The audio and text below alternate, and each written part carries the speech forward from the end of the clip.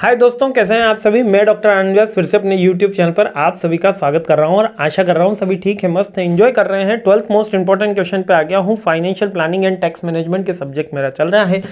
12th most important question, सबसे ज़्यादा repetitive question में से एक रहा है इस पेपर का, मतलब कि हाईएस्ट मतलब कि ये क्वेश्चन लगभग हर साल देखा ही है, न केवल एमबीए के लेवल पे, बीकॉम के लेवल पे, इनकम टैक्स के लेवल पे, मतलब बहुत सी जगह ये वाला सेम क्वेश्चन मैंने देखा है।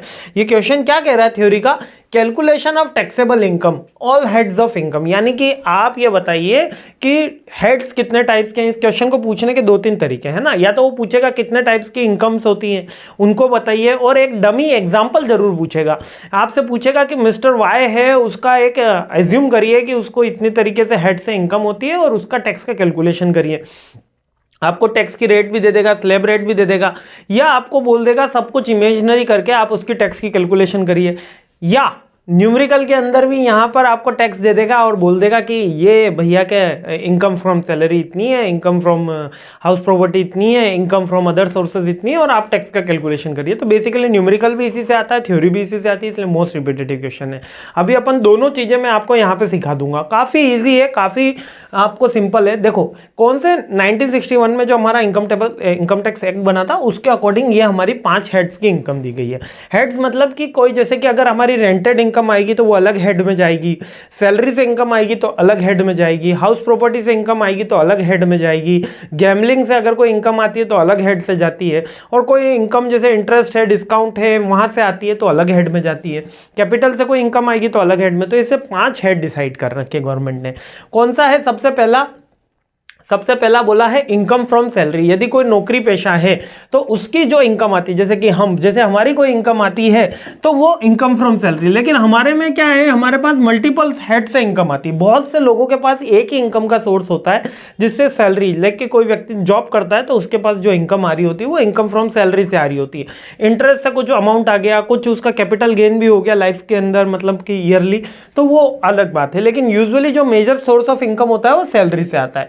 यहां पर आपको कुछ डिडक्शन भी मिलते हैं। डिडक्शन का मतलब वो चीजें जिन पे आपको गवर्नमेंट छूट देती है, कि लाइक कि अगर आपने कोई एचआरए सबमिट कर रहे हैं, यानी कि हाउस रेंट अलाउंस, तो इसमें गवर्नमेंट कहती है कि आप इसमें एक स्टैंडर्ड डिडक्शन होता है, आप इसको स्टैंडर्ड डिडक्शन होता है, आप इसको कैलकुलेट करिए। और हाउस रेंट में अगर रेंटेड हाउस में रहते हैं तो आप एचआरए क्लेम कर सकते हैं और आपकी इनकम में से लेस हो जाएगा। यानी कि अगर आपने 5 लाख रुपए की सैलरी की इनकम है आपकी, और हाउस रेंट अलाउंस अगर 4,000 रुपये आप महीने के किराए पे रहते हो, या अपन मान लेते हैं 6,000 रुपये महीने के, 5,000 रुपये महीने के किराए पे रहते हैं, 5,000 तो 12 पंजे 60,000 रुपये अपने 5 लाख में से माइनस हो जाएंगे, आपकी इनकम में से घट जाएंगे। ये एक स्टैंडर्ड डिडक्शन होता है ना। और अदर आपको अलाउंसेस मिलता है सैलरी में, जैसे कि आपको कोई अदर एक्सपेंसेस के लिए अलाउंस दे दिया, लाइक कि ट्रैवलिंग अलाउंस दे दिया है ना, मोबाइल अलाउंस दे दिया, तो वो सैलरी के इनकम में यहां पर जुड़ जाएगा। क्लियर हो गया।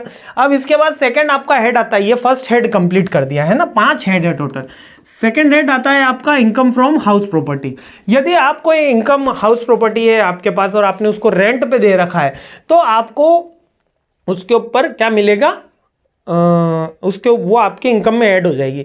यहां पर एक इंटरेस्टिंग बात और बताता हूं। यदि आपके पास एक से ज़्यादा मकान है, यदि मेरे पास एक से ज़्यादा मकान है, मान लेते हैं मेरे पास 3 मकान है, तो एक में तो मैं रहता हूं, तो 2 मकान पे भले मैंने उसको रेंट दिया हो या नहीं दिया हो, लेकिन गवर्नमेंट ये मानती है कि म्यूनसिपैलिटी रेट से आपको वहां पे रेंटेड इनकम हो रही है और आपको उसके ऊपर टैक्स देना होगा। ठीक है, भले हम तो ये नहीं कह सकते कि एक में मैं रहता हूँ, एक में पिताजी रहते हैं, है ना, तो ऐसा नहीं कह सकते। क्यों? क्योंकि वो आप अगर ज्वाइंट फैमिली के अंदर है तो एक ही हाउस आपका गिना जाएगा और 2 हाउस के ऊपर आपको रेंटेड इनकम कैलकुलेट करी जाएगी, जो डीम्ड रेंटेड इनकम होगी, और उस पर आपको इनकम टैक्स देना होगा। तो हाउस प्रॉपर्टी का मतलब वो है जिसमें आपको कोई रेंटल इनकम क्रिएट हो रही हो। अब वो आपके हाउस की कोई ऑनरशिप हो सकती है, लैंड के ऊपर भी अगर कोई ऑनरशिप करके आप रेंट ले रहे हो तो उस पर लगता है। इस पर आपको प्रॉपर्टी टैक्स भी डिडक्ट होता है 30%। 30% of the annual value standard deduction है इसका। और अगर आपने कोई लोन ले रखा है इसके ऊपर तो उसकी जो इंटरेस्ट आता है, होम लोन ले रखा है, होम लोन बेसिकली, जैसे कि मैंने 20 लाख का होम लोन ले रखा है, उस पर मैं सालाना 1.25 लाख रुपए केवल किसके जमा कराता हूं? इंटरेस्ट के जमा कराता हूं। तो ये इंटरेस्ट का जो अमाउंट है ये हमारा इनकम फ्रॉम हाउस प्रॉपर्टी में से डिडक्ट हो जाता है। यानी कि मैं आपको साथ में इनकम भी बता रहा हूं और उसके डिडक्शन भी बता रहा हूं। क्लियर हो गया ना। तो 2 हेड तो आपको समझ में आ गए, कौन सा? Income from salary, income from house property. तीसरा होता है profit and loss, profit and gain, जैसे कि अब हमको सैलरी भी मिल रही है और प्रॉफिट एंड गेन भी मिल रहा है, कोई बिजनेस प्रोफेशन कर रहे हैं हम, उसमें से भी हमको कोई प्रॉफिट मिल रहा है, तो वो थर्ड यहाँ पर टैक्सेबल होता है। ये तीसरा है, इसके अंदर जो हमारी सेल्स होती है, उसके रिसिप्ट्स होती है, उसको हमको चेक करना होता है, और जो हमारे एक्सपेंसेस होते हैं, जो हम P&L निकालते हैं, आप सब जानते ही हैं, अकाउंट्स वाले बच्चे तो सारे जानते हैं कि P&L में क्या कैलकुलेट करते हैं, नेट प्रॉफिट। नेट प्रॉफिट का 30% सीधा सीधा कंपनी के केस में तो टैक्सेबल होता है, लेकिन इंडिविजुअल के केस में, क्योंकि टैक्स कंपनी के केस में तो salary for income from salary होगी नहीं, है ना, उनके पास तो डायरेक्ट प्रॉफिट एंड गेन रहेगा, तो कंपनी का पॉइंट ऑफ व्यू अलग है। लेकिन यहां पर मैं इंडिविजुअल की आपको बात बता रहा हूं, यानी ये पांचों हेड किसमें कवर्ड है, इंडिविजुअल की। जब हम नॉर्मल रेसिडेंट के ऊपर टैक्स कैलकुलेशन कर रहे हैं तो ये पांचों हेड कवर है। तो यहां पर प्रॉफिट एंड गेन ये तीसरा हेड है, ठीक है। दो हेड समझ लिए, कौन सा, income from salary, income from house property. तीसरा इनकम फ्रॉम कैपिटल गेन, है ना, profit and loss from business, profit and loss for business. Capital gain तो चौथा हेड है। Profit and loss from business, जब भी हम कोई बिजनेस करते हैं तो उसमें हमको कुछ इनकम हुई, इनकम में से हम क्या करेंगे, एक्सपेंसेस माइनस कर देंगे, तो हमारे पास जो प्रॉफिट बचता है उसको हम यहाँ पे जोड़ेंगे। डायरेक्ट हम 30% नहीं कर देंगे, प्रॉफिट का 30% कंपनी के केस में होगा, लेकिन जब हम इंडिविजुअल की टैक्स कैलकुलेशन कर रहे हैं तब हम उसमें से, इनकम में से, अपनी सेल्स में से क्या माइनस कर देंगे, एक्सपेंसेस माइनस कर देंगे और प्रॉफिट को यहां पर जोड़ लेंगे। इसके बाद फोर्थ पॉइंट आता है, तीन तो समझ में आ गए, income from salary, house property और बिजनेस का प्रॉफिट एंड लॉस, ठीक है। लॉस तो आएगा ही नहीं, क्योंकि गेन होगा तो ही तो टैक्स लगेगा, इनकम होगी तो ही तो टैक्स लगेगा, लॉस पे कभी टैक्स नहीं लगता। फोर्थ पॉइंट है कैपिटल गेन। अब यहां पर कैपिटल लॉस नहीं दिया है, कैपिटल गेन दिया है। कैपिटल गेन का मतलब, जब मैं कोई प्रॉपर्टी बेच रहा हूं, मान लेते हैं कोई लैंड लिया था मैंने 10 साल पहले, उसको मैंने आज सेल किया, वो लैंड पहले 10 लाख रुपए का था, आज 15 लाख में सेल किया, तो 5 लाख रुपए जो मेरे को प्रॉफिट हुआ वो यहां पर गिनाएगा। अगर मेरा कोई एग्जम्पशन नहीं है उसके ऊपर, कोई उसमें मेरे को गवर्नमेंट ने छूट नहीं दे रखी, या मैंने कैपिटल लॉस के साथ उसको सेट ऑफ या कैरी फॉरवर्ड नहीं करा है, सेट ऑफ या कैरी फॉरवर्ड नहीं करा है, तो वो बेसिकली यहां पे डिडक्ट होगा। क्लियर हो गया। और फिर फिफ्थ पॉइंट रह जाता है इनकम फ्रॉम अदर सोर्सेज, यानी कोई अदर सोर्सेज से मेरे पास इनकम आती है, लाइक गैम्बलिंग खेला, जुआ खेल लिया, बैटिंग कर ली। वैसे तो ये इलीगल है, लेकिन फिर भी कुछ कुछ देशों के अंदर, कुछ कुछ राज्यों में ही कह देता हूँ, कुछ कुछ राज्यों में, लाइक कि गोवा में कैसीनो चलते हैं। इसके अलावा आप कह सकते हो कि आपको कुछ गुड़ भी चलता है ना, कुछ पंजाब में कुछ जगह लॉटरी सिस्टम है, केरल में भी कुछ जगह लॉटरी सिस्टम है, तो वहां पर कुछ इनकम अर्न हो गई, या हमको कोई ब्याज मिलता है, या अदर कोई टाइप से हमको इनकम मिल गई, इंटरेस्ट, डिविडेंड मिल गया, कोई गिफ्ट हमको दे के चला गया। तो गिफ्ट तो वैसे हमें बहुत पसंद है, लेकिन हम सारे स्टूडेंट सब मना करते हैं, हाथ जोड़ के मना करते हैं, और काफ़ी मैसेजेस आते हैं। मैं फिर से ये बात रिपीट करता हूँ कि मेरे और मेरी संस्था द्वारा कभी भी किसी भी स्टूडेंट से एज ए गिफ्ट कुछ भी नहीं माना जाता। अगर कोई हम कोर्स सेल कर रहे हैं तो उसी का अमाउंट मांगा जाता है, कभी कोई गिफ्ट ऐसे नहीं मांगा जाता। हाँ, लेकिन अगर कोई डोनेशन का वर्क होता है तो वहाँ मैं ओपनली बोल देता हूँ कि ये वाला वर्क है और इसके लिए आप अगर हमको सपोर्ट करना चाहते हैं तो कर सकते हैं, वरना कोई बात नहीं। फोर्सफुली कभी नहीं मांगा जाता है ना। तो फिर भी अगर कोई गिफ्ट आता है तो एग्जाम के बाद जैसे बच्चों के बहुत अच्छे प्लेसमेंट हो जाते हैं, गिफ्ट देते हैं, तो मैं उसको डिनाई ही करता हूँ। तो यूजुअली हमारे संस्था द्वारा नहीं मांगा जाता, ओटीपी वगैरह तो कभी मांगते नहीं है ना। तो इनकम फ्रॉम अदर सोर्सेज, तो याद रखना कि अगर इंटरेस्ट से, डिविडेंड से, गिफ्ट से कोई इनकम आ रही होती तो इसके अंदर आती है। इसके अंदर भी स्टैंडर्ड डिडक्शन फॉलो किए जाते हैं। यूजुअली इन सारी इनकम हेड को कैलकुलेट करने के बाद हमारा स्टैंडर्ड डिडक्शन आज की डेट में 50,000 रुपये है, जो गवर्नमेंट ने डिसाइड कर रखा है। अब डिडक्शन कौन से, एक तो स्टैंडर्ड डिडक्शन है 50,000 रुपये, एक चैप्टर जो 6th A है उसमें डिडक्शन दे रखे ATC, ATE, यानी कि गवर्नमेंट ने अगर कोई इंश्योरेंस ले रखा है, बच्चों को पढ़ाई के ऊपर पैसा खर्च कर रहे हो आप, है ना, ATD, ATG, ATE, इस तरीके के उसमें बहुत सारे आपके क्लॉज दे रखे हैं। अगर इसके अंदर आपका कोई पैसा खर्च हो रहा है तो आप उसको क्या कर सकते हो, आप स्टैंडर्ड डिडक्शन क्लेम कर सकते हो। अब नेक्स्ट क्या होता है, क्लबिंग ऑफ इनकम। अब मेरी इनकम के अंदर अगर कोई बच्चा जैसे कि कोई इनकम अर्न कर रहा है तो उसकी इनकम उसके पेरेंट्स की इनकम में ऐड ऑन हो जाती है, उसको क्लबिंग ऑफ इनकम बोलते हैं, है ना। तो जॉइंट फैमिली के अंदर भी क्लबिंग ऑफ इनकम रहता है कि एक ही टैक्स पेयर को सारी इनकम के ऊपर टैक्स देना होता है, और माइनर की इनकम जब पेरेंट्स की इनकम में ऐड हो जाती है तो क्लबिंग ऑफ इनकम कहलाता है। इसके अलावा यदि स्पाउस अलग से टैक्स पेयर नहीं कर रही, अगर दोनों जॉइंट में टैक्स पेड कर रहे हैं तो स्पाउस की इनकम भी आपकी इनकम के अंदर ऐड हो जाएगी। क्लियर हो गया ये बात। तो क्लबिंग ऑफ इनकम समझ में आ गया। अब स्टैंडर्ड डिडक्शन ये तो मैंने आपको बता ही दिए। अब टैक्सेबल कैलकुलेशन, अगर आपसे कोई डमी पूछ ले तो सबसे पहले आपको पांचों हेड के नाम लिख लेना है, income from salary, income from house property. अच्छा, इसी क्लॉज क्रम में रहेंगे, अपनी मर्जी से नहीं कि इनकम फ्रॉम कैपिटल गेन ऊपर लिख दिया, नहीं, income from salary, income from house property, profit and gain from the business और कैपिटल गेन, और उसके बाद अदर सोर्सेस, ये पांचों लिखोगे। उसके बाद स्टैंडर्ड डिडक्शन 50,000 की वो लिख देना।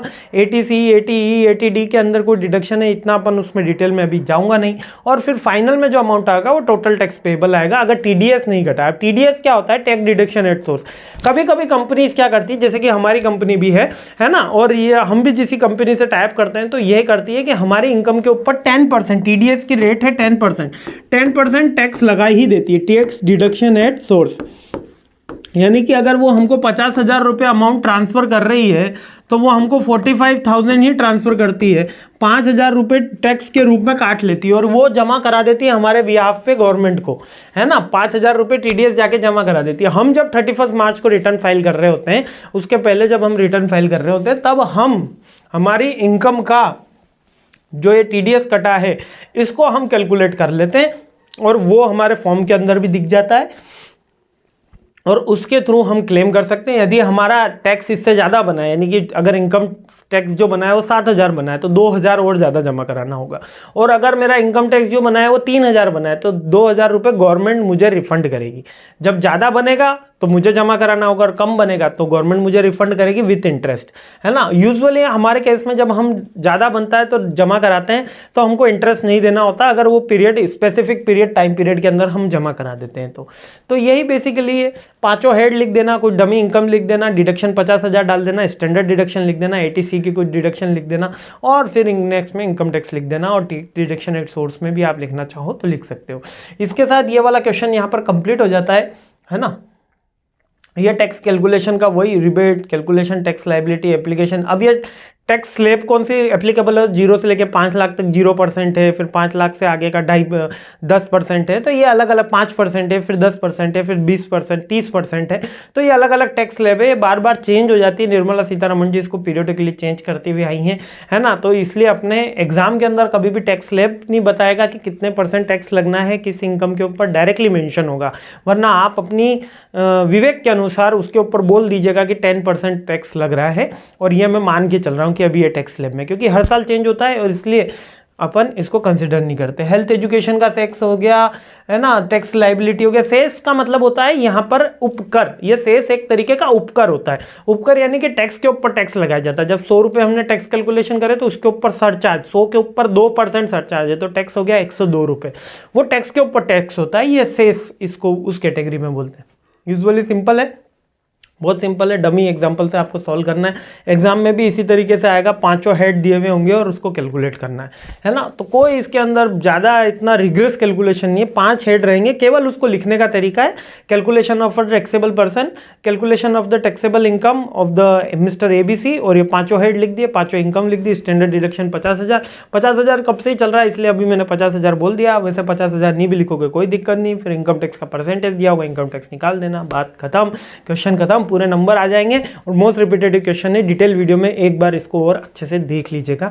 जय हिंद, खुश रहिए, मुस्कुराते रहिए।